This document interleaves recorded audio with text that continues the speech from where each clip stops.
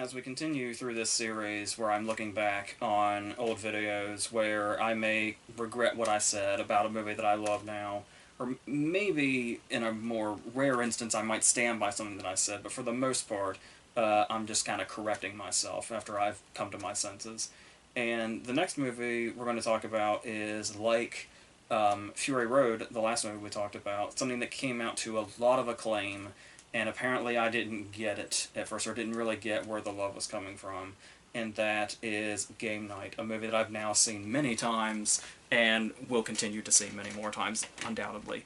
So, let's just go ahead and get right into the old video, and see where I fucked up. I was scared, but then I was watching this, and it was like, okay, there is something to this, because the opening is, like, really, really energetic. This is a movie that is instantly just comes to life when it begins. It's so great to see because there's so many lazy comedies. It's so great to see a comedy like this that just starts with this energy immediately and barely lets up the whole time. It doesn't hold out the entire time, but even so, this movie just keeps going. It maybe it gets a little too energetic too early, because there are moments where it seems like it may kind of start to run out, even if it's still moving quickly and still going, like I was praising it for.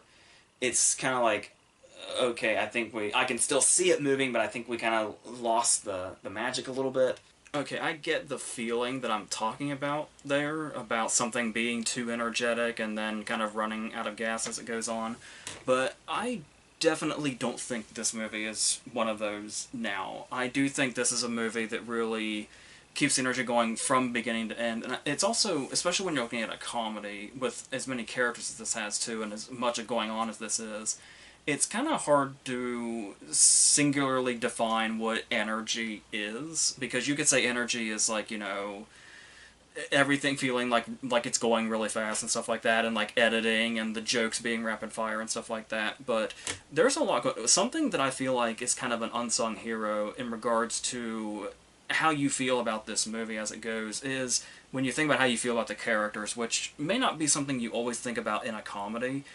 But when you look at Bateman and McAdams here, and you see that this is probably one of the best couples in a comedy, at least in recent times, where as they go through, even though they have their personal problems, they're trying to have a baby, and he's stressed out about Brooks and stuff like that, and every now and then they might not see eye to eye, but for the most part they absolutely do, and they are constantly encouraging of each other and constantly cheering each other on.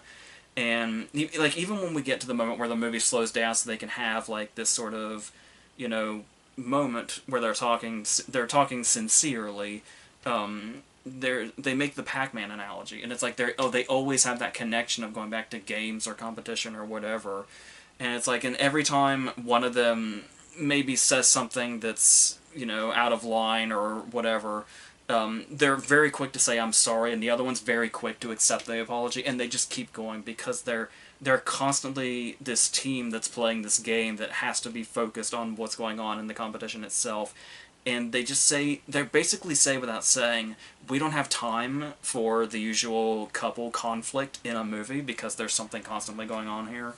And the fact that you get the idea that that's where they are from the very start, when we get the opening montage, and it's interesting to see a couple in a comedy that's actually a joy to watch, that's not just fighting all the time, and it's amazing. They're also too busy fighting with other people, could also be the thing. But also talking about energy, yeah, there is, you could almost say this is an action comedy in many senses.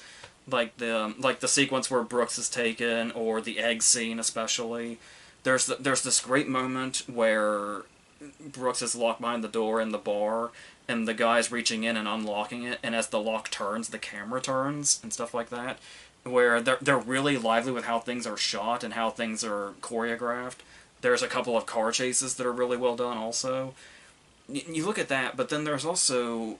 So there's the action and there's the characters. Now the comedy itself, and the way the comedy builds and works on escalation, and how this is something that's constant throughout.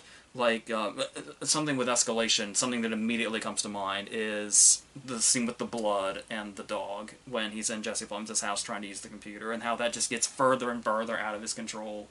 And stuff like that is great, but there's also stuff like when they're trying to take the bullet out of his arm. How many different funny things are going on here? Like, the setup is just one thing. Oh, they're trying to get the bullet out of his arm, and they're not qualified to do this. That's the setup, but there's like so many jokes in this one scene where you add to the fact of they're trying to take the bullet out and they can't stop gagging. There's also the addition of the squeaky toy in his mouth that's constantly going off. There's the inclusion of the phone where she has to use her nose to look at it. There's also the inclusion on that it's a racist website and they keep making jokes out of that. And it's like, that's the kind of thing that keeps movies like this just alive and keeps them going. And how you don't just have one joke, you have one joke that keeps building on itself and becoming new jokes. And there's even stuff where, like, it's something that's not, completely out of control or completely escalating. Like, when Billy Madison is trying to bribe Chelsea Peretti. And the slower this scene goes, the funnier it gets. Like, they find different ways. That's where I'm saying where it's like, it's kind of hard to define energy, because as long as there's laughs in a comedy, that's a lot of what's providing the energy to it also. Like I said, even if it's a sort of slow burn laugh, that's really funny. But yeah, so, and it keeps that up throughout. And as it progresses into an action movie also at times, it's something that could have been really sort of unbalanced, but the comedy is always there, like I was saying. So yeah, this one of the most energetic comedies I've maybe seen in quite some time. King Knight is basically our comedic approach to The Game, the David Fincher movie with Michael Douglas. What I feared initially when I heard the plot was that, and obviously the titles are only 2 letters different, was Date Night with Steve Carell and Tina Fey, which is really not very good at all. That's something I'll stand by. Date Night is still a piece of shit to me. I know some people like it, but yeah, and especially compared to this, it looks even worse. So now that this has gotten better over time. As far as comparisons to The Game, and basically it being a comedic version of The Game, I don't even really think about The Game when I watch this movie now. I think I did get a little too I don't know if it's visible in the video or not, but I think I got a little hung up on that when I was seeing the movie for the first time. Where I was like, yeah, this is basically, his brother sets it up, all that. It's just a comedic version of The Game, and it's like the whole playing on, oh, is it a game or is it real or whatever, as we get closer to the end, and it looks like it might get, twisty and stuff like that. But yeah, it just really doesn't, it just feels like its own thing. Like, it doesn't just feel like a comedic version of a particular movie. It just feels like its own movie completely. So, yeah, that's really nothing now. There's a lot of really funny stuff, like, right away. Like, the casting for this movie plays a big part in it. There's a couple of, like, unexpected cameos I don't really want to mention, but there's also, like, Jesse Plemons is the cop next door. Yeah, this is obviously something I still stand by, but it's also something I feel like I could elaborate on more, especially since as time has gone on, Jesse Plemons, especially his performance in this, has become so appreciated and so beloved, for all the right reasons. And yeah, I think as the video goes on, I kind of talk about some of his funny lines, and just his delivery and all that. But like I said, some of these lines, like saving a futile trip to the mailbox and stuff like that, or a line that you hear a lot now in associating with this movie is, how could that be profitable for Frito-Lay? And these are lines that could just be, throwaway comedic lines, but they actually really stick, and I think because they define the character so much, where it's like, it feels like he's not just weird for the sake of it. There's something very inherently funny about his behavior and how it plays a part in, you could say he has an arc, I suppose. I don't know if arc is the right word. It's like, the dynamic between him and the group changes as the movie goes on, where when it starts off for like the first half of the movie, he's always shown with like horror movie sting sounds, or like when he backs into the darkness when they come to the door. And it's like, the dynamic changes because he does become a friend, and he saves the day in a way. But I love the fact that even after the dynamic changes and he becomes a friend, he doesn't change. Like, he always is still, like, when they're playing Pictionary at the end, he's still exactly the personality he always was, and I feel like that really there's just something so great he did with this character and made him so memorable when it could have just been a throwaway character that was one joke where it's like always weird. Like I said, the part that it plays in his character is really valuable to it. Also, major props to Plemons for being able to play it not only completely straight-faced, but literally in the moment when he's playing it straight-faced and the dog licks his face, and he just doesn't react at all. And it's like, and I genuinely do not know if the dog licking his face was planned or not, if it's supposed to be there or not. But whether it's supposed to be there or whether it isn't, either one is equally impressive from him from an acting standpoint. I love so much we can call him an Oscar-nominated actor now. It always comes back to this movie, where it's like, yes, he's always deserved it. I also mentioned a couple of cameos that I didn't want to mention at the time. What's really funny is I'm probably talking about Michael C. Hall and Danny Huston, and it's funny because they're both in the end credits when they come up. The only person that's uncredited, actually, is Jeffrey Wright. So maybe I was referring to 3, I don't know. But yeah, so that's what I was talking about there. You know, this movie has a whole bunch of different styles to itself, and like where it goes for its jokes and where it finds them, the different punchlines. Obviously, not all of them are going to work. There's one that's way prolonged. Like, the movie actually was brought down a level for me because this joke went on so long and never really felt like that much anyway. The whole thing where one of the guys' dates claims that she slept with a celebrity, and the entire rest of the movie consists of him trying to find out which celebrity it was. And then when we get to the payoff of that, it's like it's gone so far off. And it's like, hold on, can we get back to the fucking movie now? What are you doing? Where are you fucking going? What are you doing over there? And it's like that, and that joke was never that great when they kept bringing it back and bringing it back and bringing it back. And the fact that the punchline of it has to take us in a totally different direction, it's like, that's something I didn't care for. That was like weirdly enough, a big part of the movie. This is probably the closest I can come to standing by a negative for the movie. I do think it's a bit overkill to say that it drags the whole movie down, but I can easily say it's my least favorite part of the movie, is the whole Denzel joke. But I will say at the start there is something to appreciate here, where there starts off as layers to this joke, where it's like, it starts off that it's a celebrity, and then he starts guessing. And the first part of the joke is that he guesses Denzel, and she says no. So when it actually does end up being Denzel to her, that's one joke in itself, where it's like he did guess it, and she just said no. And then there's the second part of the joke, where it's not actually him. And the fact that that's revealed to us, where it's like the first time you're seeing the movie, you're not really sure, like, oh, is that supposed to be Denzel in the movie, or is the joke that it's not him? And then, obviously, Kevin immediately says, that's not Denzel, and then that's the sort of joke. And, yeah, but like I said, the fact that we cut back, every single time we cut back to these characters, that's the joke that's going on, does feel like way overkill. And I get that it could be seen as a running joke, but this movie already does running jokes really well. Probably the best running joke in the movie is the glass tables. The glass tables being weird.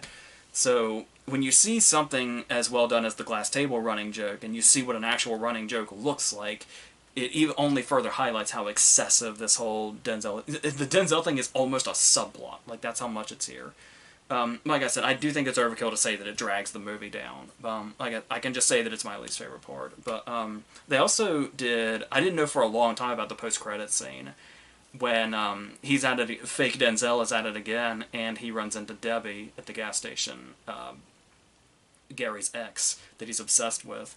And it did feel like kind of a missed opportunity, because there's a great moment during the end credits when we see Gary's like board when he's constructed everything, and it's a picture of Debbie at a table, and the post-it note next to it says, "With whom is Debbie having a beverage?" And I feel like that would have been a great setup for that post-credits scene if you could tell it was the not Denzel guy from behind, but you can tell it's not. I think it's a white guy from behind.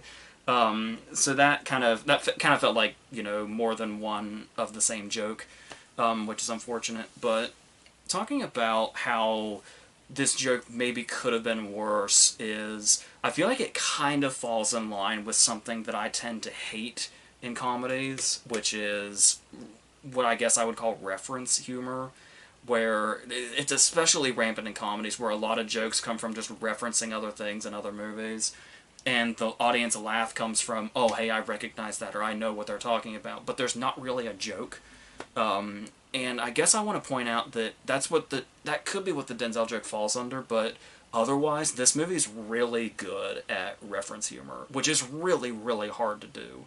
Like, the first one immediately that works so well is when they're trying to sneak in so Gary doesn't see them and they're coming through the windows.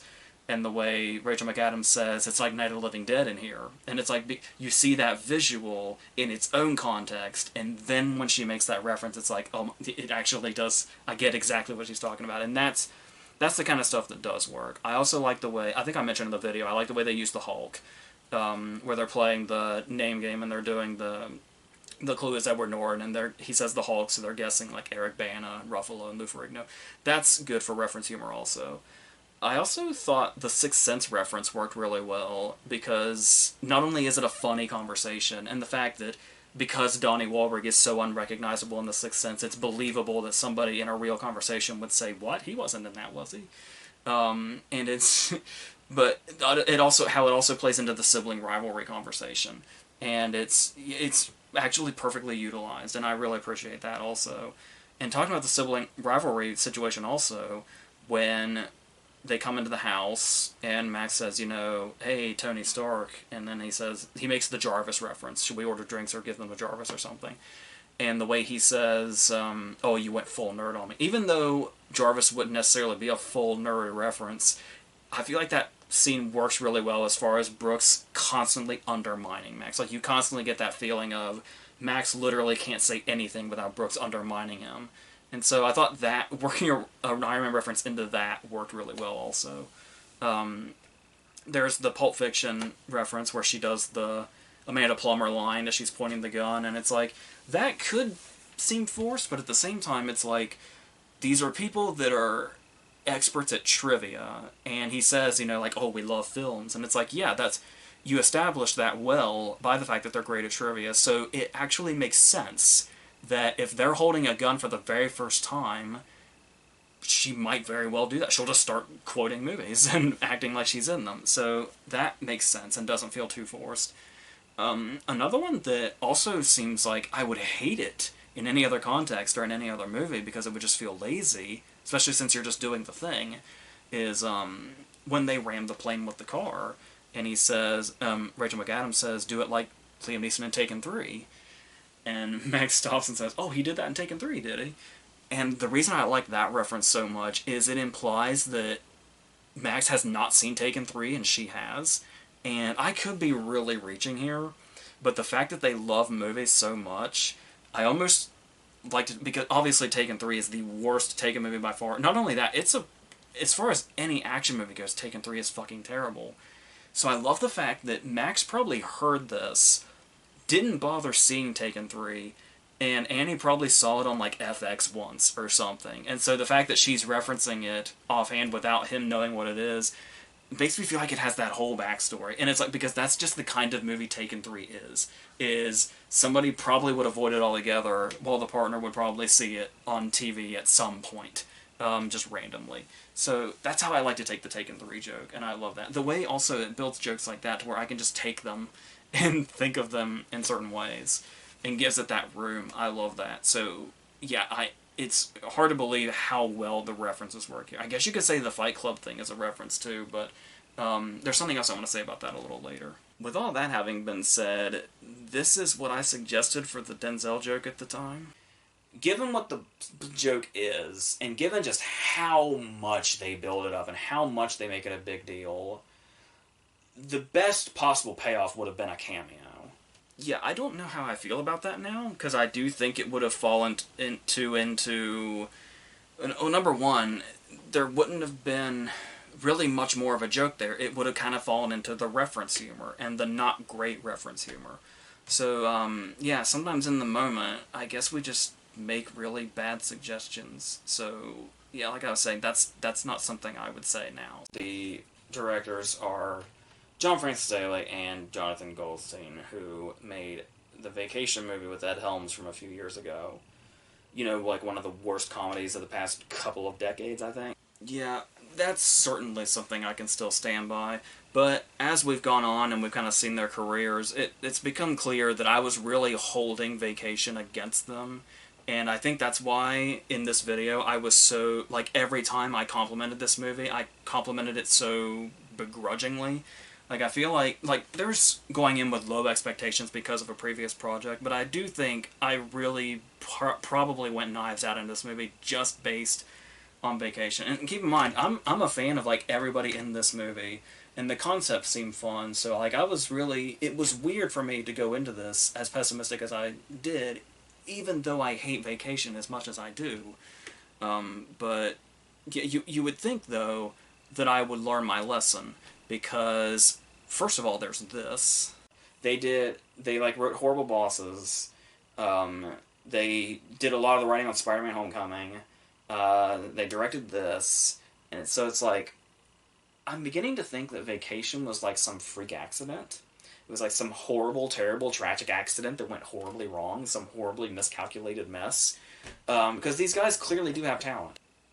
And then add on to that these guys just did the new Dungeons & Dragons movie, which I praised relentlessly, and it's a movie that I love. I've already seen multiple times, and I plan on seeing it more times, so it's becoming abundantly clear that Vacation is just kind of a...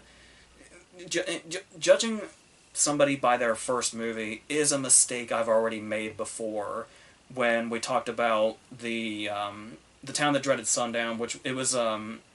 this sort of remake/sequel to the original Town That Dreaded Sundown, and I said this about the director of that movie. The big problem with this movie is the fucking director.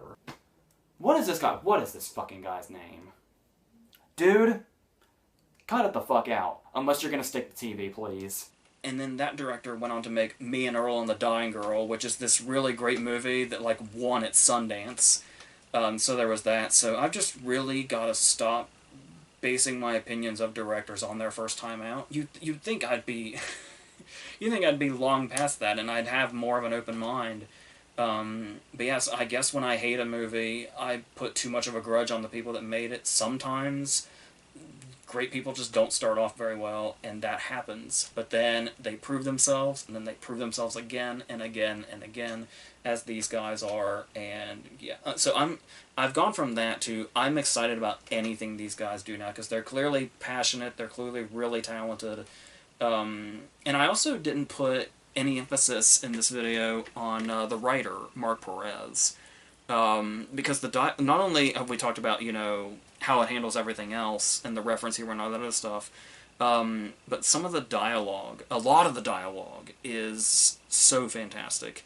There's the bit where he talks about, you know, they build up that Max, you know, tried to blow himself when he was younger, and then there's that time where Brooks brings it back by saying, I'd say he blew it, but he won't tell us.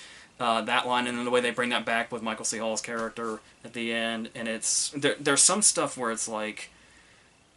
so fast you actually might miss some jokes. Like when Billy Magnuson says to Sharon Horgan, you're lucky I brought you to this game night, not one of Max and Annie's. And then when they act offended, he says, oh, I just mean because it's better. And it's like you don't even realize how further the insult went, because it just feels like a normal line the way he delivered it. And it's just a continuation of the joke, and there's a lot of that also. Billy Madison actually has a lot of great moments. There's also when they learn Danny Houston's alias is Marlon Freeman, and it's drawn attention to when somebody accidentally calls him Morgan Freeman, but then nobody mentions it because it goes by so quickly when Billy Madison calls him Marlon Williams. And it's like, that stuff I really appreciate also. And it's the kind of stuff also where it's like you have to see the movie more than once to appreciate how clever and sort of under the radar a lot of the jokes go. Because you're looking at all of like the physical jokes and the physical comedy and some of the broader jokes, and it's like there's so much clever stuff too, just kind of slipping right underneath, and it's all happening all at once, and it's great. And the way they're also able to fit in tender moments, like we talked about the Pac-Man scene, but there's also the moment when they think they're about to die. And so Brooks is telling him about how he was going to give him the keys and they were in his pocket the whole time. And how factoring this into where not only is it a nice tender moment between the two of them and gives them as brothers a full arc, but it brings the car into the climax. And so it's like things don't happen just to happen in this, which is the way a lot of comedies play. So yeah, this is just so well put together from all directions, whether it be the cast or the directors or the writer. It all comes together, and it pains me that I didn't see it at the start as something this great. But yeah, like it's one of the better comedies of the last few years, and it's really hard to do a good comedy now. It feels like it feels like movies like this are getting fewer and farther between, and that's something that's been getting brought up a lot. It's not like an original thought or anything, but it is true though, and like I said, with these guys working, I really hope there's going to be some sort of comeback forward in some way. And the first place I would look is to these guys, John Francis Daley and Jonathan Goldstein, and props to the writer too, because his lineup isn't it. You wouldn't look at his IMDb page and suspect that something great was going to come out of him either. Not to like insult or anything, but it's like I said, in comparison to before, like I was talking about with Vacation, and then what they've done now with this and Dungeons and Dragons. So, yeah. So I look forward to this movie being in my life now. Oh, another thing I was going to mention before was when I was talking about the energy, and then I was going to go ahead and talk about it here, which is it does feel like there's an Edgar Wright influence in the energy for sure. Whether it be like the edit, like the way they edit, like them putting refreshments together and stuff like that, but also the way they do foreshadowing, where like the Fight Club thing is brought up, and then that comes through, and like how all the games kind of start to come into play, where they have to play, like Jenga to, build the boxes to try to get out of the roof, or when they have to do Operation on him. I get the Game of Life in general comes up a few times. That's throughout the whole movie also, and the fact that like there's those shots that make everything look like a game board and stuff like that. There's all just like everything is coming from every direction to make this movie great, and it works. So yeah, that's how I feel about this now. And like I said, I'm just glad to have this movie in my life now, and I'll keep coming back to it. So it's so easy to come back to, and reliable that those laughs are always going to be funny, and the energy's always going to be there. So once again, I just really don't know what the hell I was talking about before, but that's where we are now. So the next thing we're going to talk about is a movie that was part of a Versus a while back, and I just really wasn't happy with how I talked about it, because I feel like I didn't talk about it really at all. So we'll try to remedy that a little bit as this series goes on, and throughout this month. So until the next one, I think that's it.